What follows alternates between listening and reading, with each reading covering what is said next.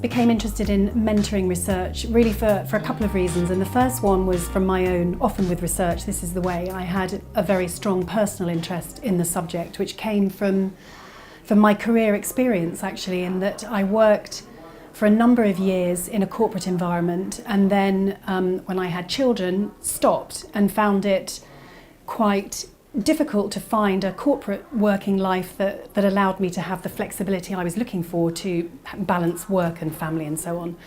And so that ended up in me coming to Birkbeck to do the Masters in Career Management and Coaching. And as part of that, we did a module which included looking at mentoring, and I was fascinated by this because mentoring as a concept just didn't really exist when I was in the workplace. And certainly I didn't benefit from any kind of formal mentoring, and none of my sort of cohort of women colleagues did either. And I was very interested in the interplay between women's careers and mentoring, because mentoring has become, since I left the workplace, a primary intervention actually in terms of helping women progress within organisations. And so that's where my personal interest came. And then through my Masters, I started to look at the literature as well, the academic literature on mentoring. And it became clear to me that from an initial starting point of a lot of qualitative research, where Kathy Cram in particular, who's one of the main academics who looks at mentoring, did very detailed analysis of mentoring relationships, but this was in the mid-1980s. And since then, most of the research has been very quantitative, so lots of survey-based evidence, lots of kind of one-off pieces of research that are never really followed up on. And when you read the meta-analysis or the overviews of the literature, it becomes very clear. And in fact, one of the leading researchers described the mentoring literature as long on lists and short on actual theoretical frameworks.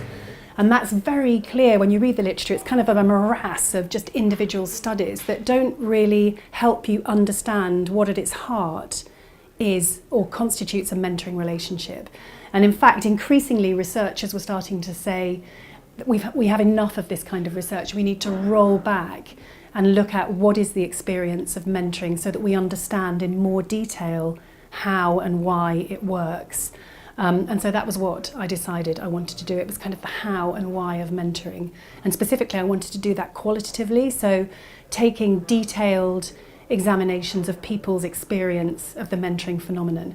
And what was very surprising, actually, looking at the mentoring literature, was how little literature exists, or how few studies have been undertaken that actually involve talking to people who are in mentoring relationships, and particularly talking to both sides of the relationship at the same time. So you talk to both the mentor and the mentee so that you get both sides of the story. And there was very little of that. Most of the research focuses on the mentee because they're the party who's seen to be benefiting the most. And research tends to focus on what's the mentee getting, what does the mentor give, what does the mentee give, what are the outputs. It was a very, almost like a recipe-based approach to analysis. And I wanted to move back from that and just allow people to speak about their experiences, and then to use that to help our understanding of what's actually going on in the relationships.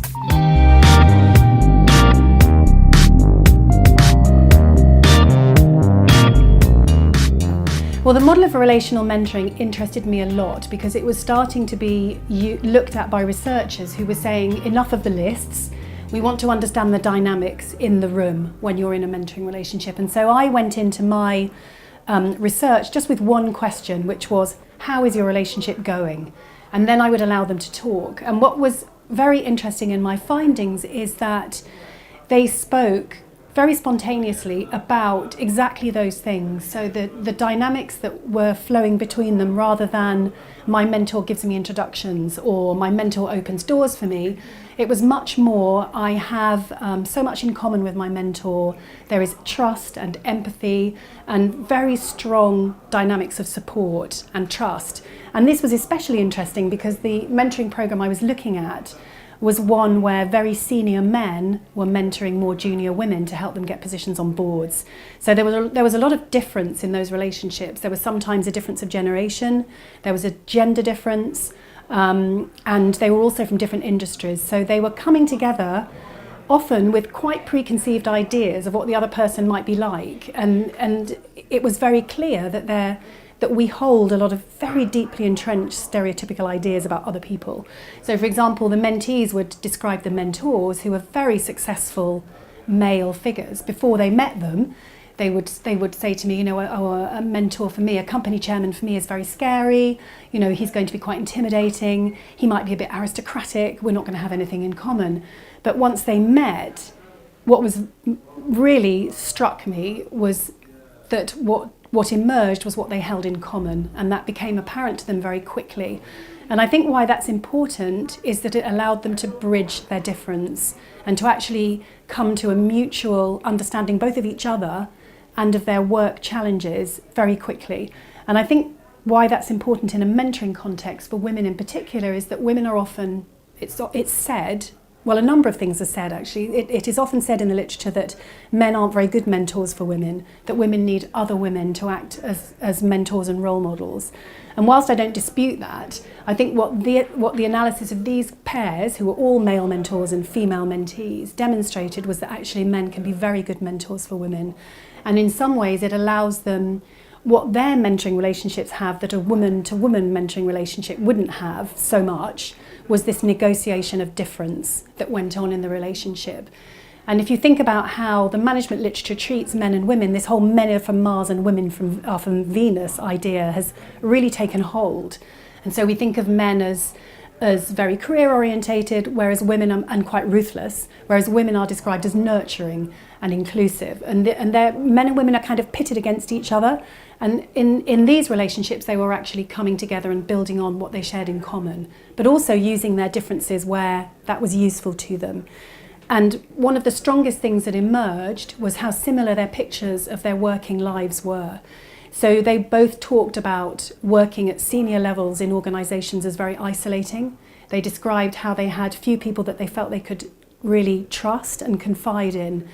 And what emerged in the mentoring relationship was what they all spontaneously described, without any input from me, as a safe space.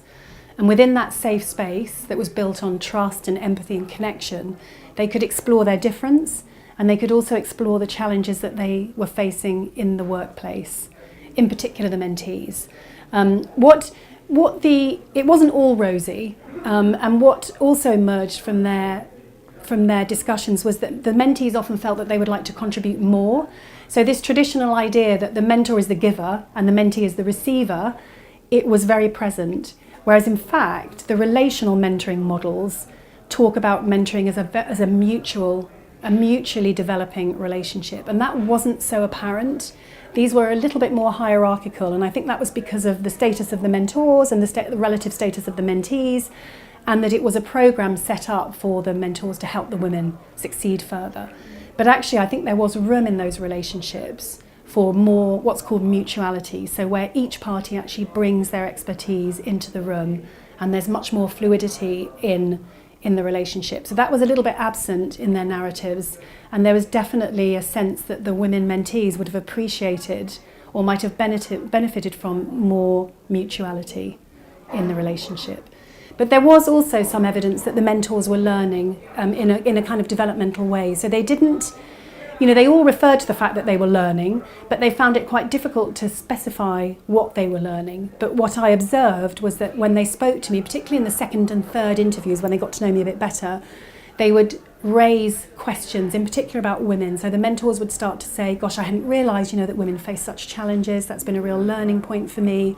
And they would start to discuss their own ideas of women in the workplace and how women can juggle the many commitments that they have with succeeding in the workplace. So there was, and actually some of the chairmen started to question whether their own views were actually a little bit old-fashioned and a little bit stereotypical. So there was definite evolution in their thinking around women and careers. So I could see that movement on both sides.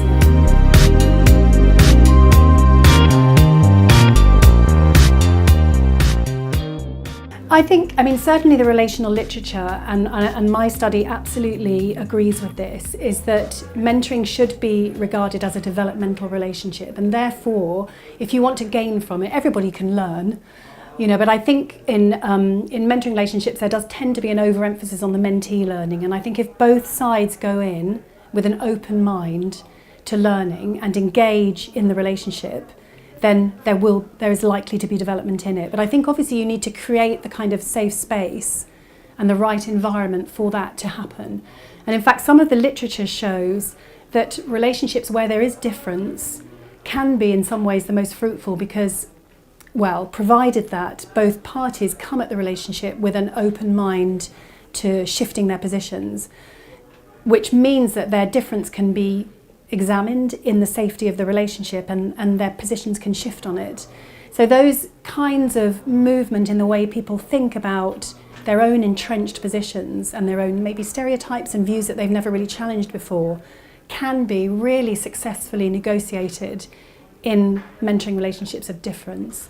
But even if that's not what you're looking for, I think there is absolutely, it's only one study, but it did show for all of the participants that there was developmental learning to be had, and that it wasn't actually about less so much about your skill set, it was about your ability to enter into an engaging, trusting and supportive relationship with the other person on both sides.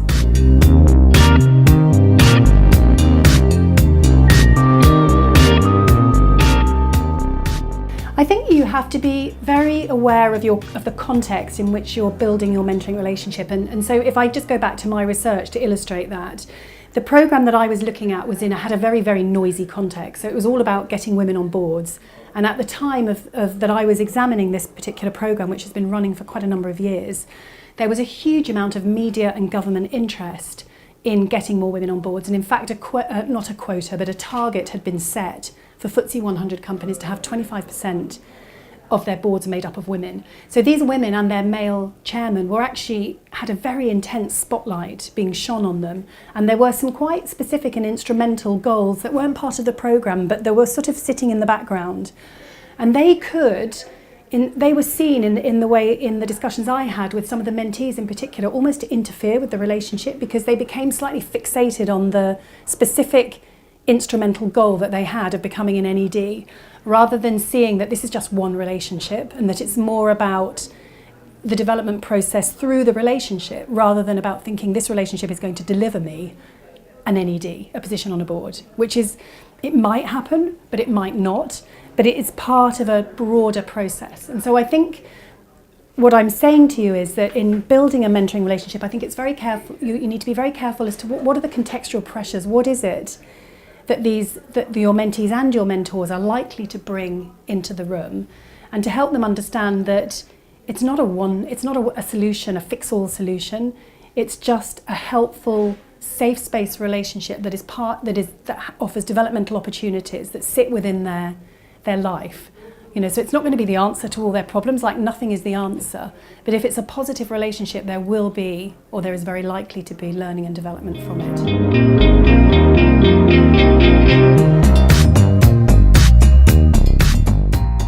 I think it's treading carefully is probably what I would recommend. And obviously I go back to the fact that I've done a lot of research into mentoring, and I've worked with a mentoring organisation for a long time as well. But my research study is only of one particular programme.